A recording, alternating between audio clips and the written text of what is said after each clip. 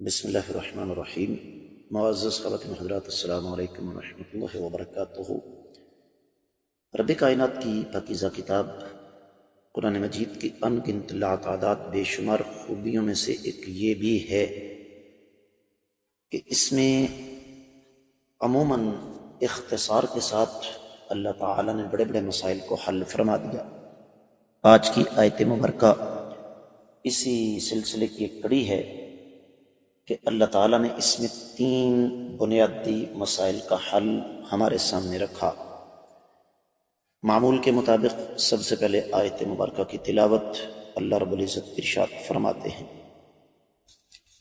ذَلِكَ وَمَن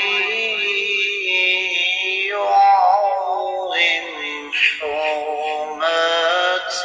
اللَّهِ فَهُوَ خَيْرٌ لَّهُ عِندَ رَبِّهِ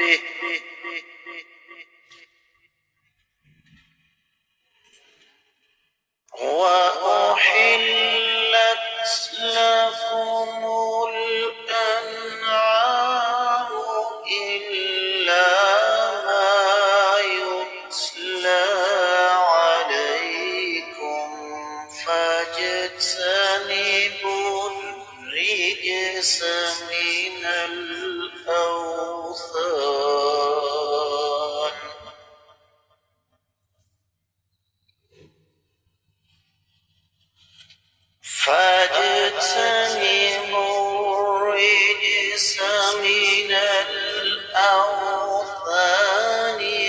واجتنبوا قول الزور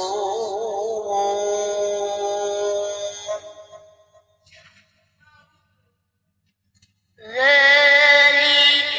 ومن يعظم حرمات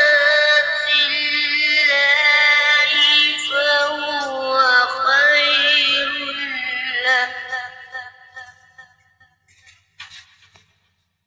فهو خير له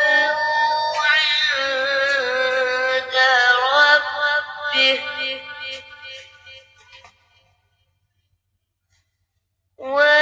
وأحلت لكم الأنعام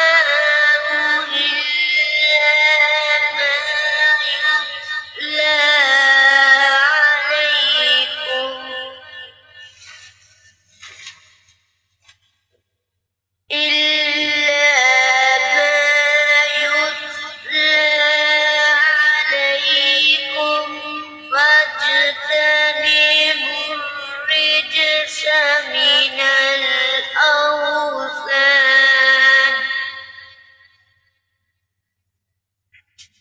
من الأوثان واجتنبوا قول الزور۔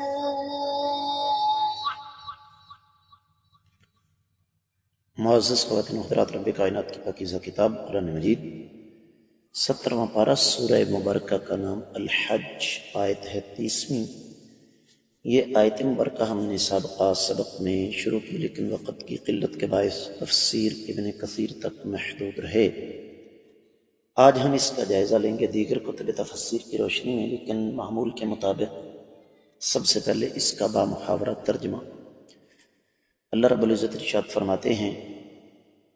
کہ یہ احکامات اس طرح کے ہیں، جو کوئی بھی اللہ تعالیٰ کے حرمتوں کی تعظیم کرے تو اس کے لیے اس کے رب کے ہاں بہترین بدلہ ہے، اور اللہ تعالیٰ نے تمہارے لیے چوپائے جانور حلال کر دیے ہیں سوائے ان کے جن کے بارے میں تمہیں بتا دیا گیا۔ تم لوگ بتوں کی گندگی سے بچتے رہنا اور جھوٹی بات سے بھی بچتے رہنا۔ معزز خواتین و حضرات، اس آیت مبارکہ کی تفسیر میں اہل علم نے بہت کچھ بیان فرمایا، لیکن میں اختصار کے ساتھ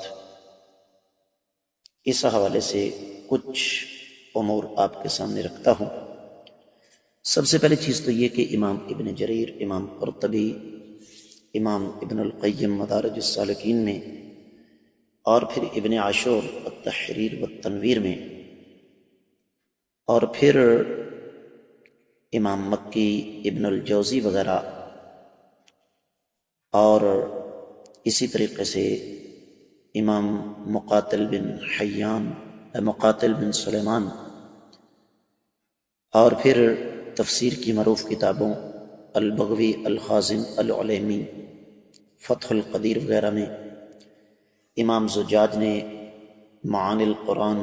و اعرابہ میں، اور پھر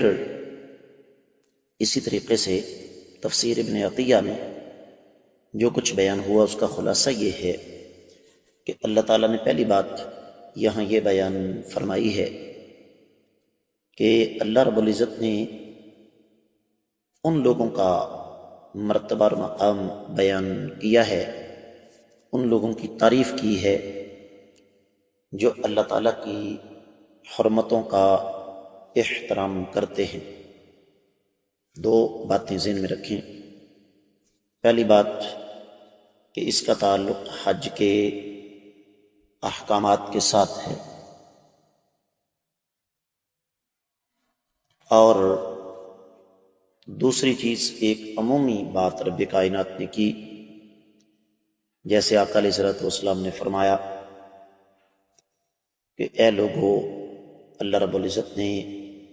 حج کو عظمت والا قرار دیا، تم بھی اس کی عظمت کا خیال رکھو۔ اور اللہ تعالیٰ کی حرمتوں کی عظمت کو سمجھنے کا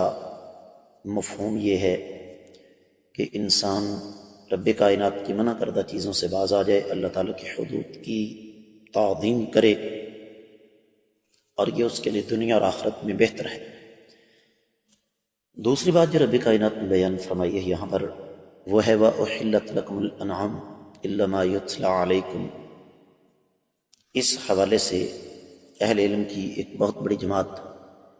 جن میں خاص طور پر ماضی قریب میں امام شنقیطی اضواء البیان میں، اور پھر ابن عاشور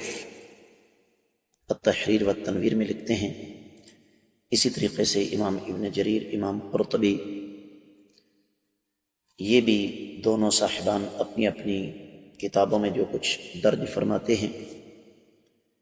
وہ یہ ہے کہ ایک قاعدہ ذہن میں رکھیں۔ ہر مسلمان کو یہ قاعدہ اپنے ذہن میں رکھ لینا چاہیے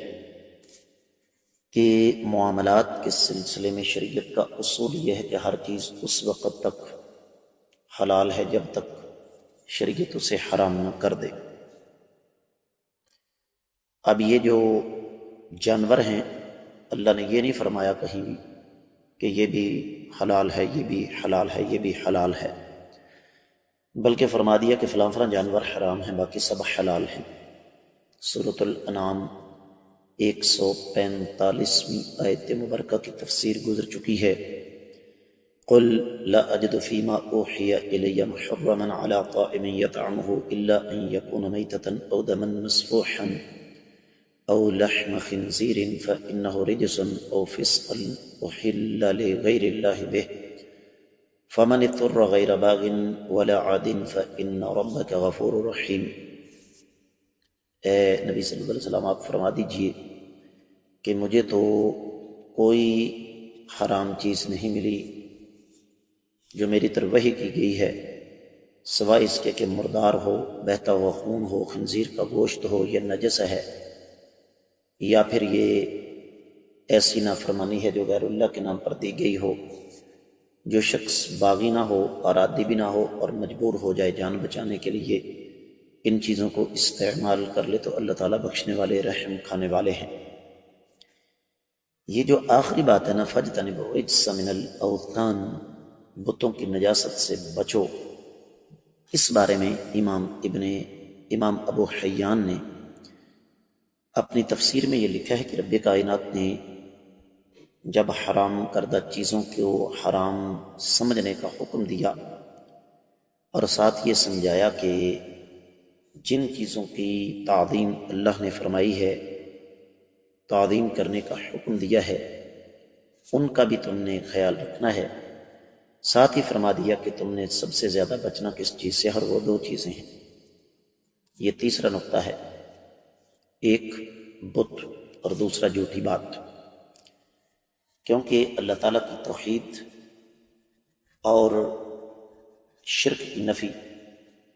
اور اس کے ساتھ ساتھ ہمیشہ سچی بات کرنا، یہ اللہ تعالیٰ کی حرمتوں میں سر فہرست ہے۔ اور یہ جو جانوروں کے متصل بات، چوپایوں کا تذکرہ کرنے کے متصل بات رب کائنات نے تذکرہ فرما دیا کہ فاجتنبوا الرجس من الاوثان، اس کی وجہ یہ ہے کہ شرک کا سب سے وسیع سلسلہ، معزز خواتین و حضرات، وہ اللہ کے علاوہ دوسروں کے نام پر ذبح کرنے کے ساتھ منسلک ہے۔ یہ بات یاد رکھیے، ہر دور میں یہاں تک کہ آج بھی سب سے زیادہ شرک اسی طریقے سے ہوتا ہے کہ مسلمان اور غیر مسلم سب کے سب غیر اللہ کے نام پر جانور ذبح کرتے ہیں، اور اس کو اللہ تعالیٰ نے گندگی قرار دیا۔ معزز خواتین و حضرات، یہ بات قابل غور ہے۔ امام بقائی نے نظم الدرر میں اس پر بڑی لمبی چوڑی بحث فرمائی ہے، ظاہر اختصار کے تقاضے یہاں پر اس کو بیان کرنے کی اجازت نہیں دیتے۔ پھر اسی طریقے سے تفسیر ابن عطیہ میں بھی اس کی بڑی تفصیل موجود ہے، امام رازی نے اپنی تفسیر میں اور امام قرطبی نے اس پر بڑی تفصیل سے روشنی ڈالی ہے۔ اسی کا تسلسل ہے واجتنبوا قول الزور، ایسی بات جو راہ حق سے ہٹی ہوئی ہو، اور کائنات کی بدترین جھوٹی گواہی کیا ہے؟